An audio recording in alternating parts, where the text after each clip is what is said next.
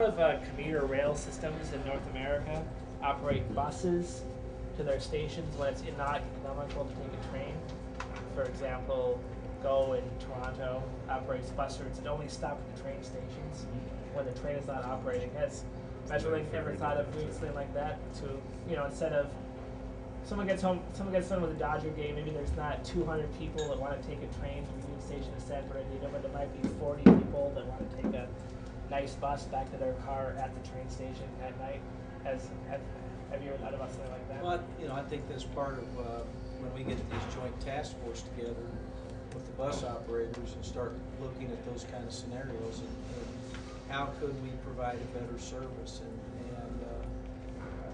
I think this seamless connectivity is going to be important to growing ridership.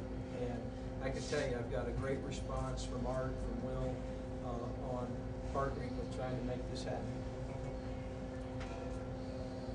Next question. Forgot your name? Barry. Barry. I know you haven't. Welcome. Thanks. I have, you haven't been on the job very long, but one area that I noticed that affects Amtrak and Metrolink is the bottleneck at Van Nuys. Do you have any knowledge of, or I never see or read anything about priorities as far as anything that needs work in that area? Unfortunately, that's one thing I can't comment on tonight. I don't have enough knowledge to give you a good response. I mean, what we're doing right now is the operating group is assembling all of our key choke points, and where they're supposed to provide me with some data on helping me start to understand where our issues are. So we're working very hard trying to identify those spots and how we're going to work around it. So unfortunately, I'm not here long enough to answer, but it's a good question. So Zach, and then Sam. This might be more of an engineering question, but oh, good. That's why I brought Avery with me. There's been increased support for a shared track operation between high-speed rail, Metrolink, and Amtrak. I wanted to ask, is that feasible? And if it does happen, would that allow Metrolink to increase their speeds if they run on, the high-speed tracks? Well, I'm gonna let Avery answer one part, but I'm gonna go back to what do you gain from the speed question. You got to ask yourself, if I'm running at a higher speed, what's my decrease in transit running time between stations? If how many people really understand what you get by building high-speed rail and reduced running time between LA and Anaheim? What do you think that number is? Not very much. How much you think? I was going to say 2 minutes. 10 minutes? It's less than 10 minutes. Really? 200 Well, you're never going to get to 120. 120. Yeah, that short distance. Right, that short a distance. I mean, so when we start talking about what are you gaining,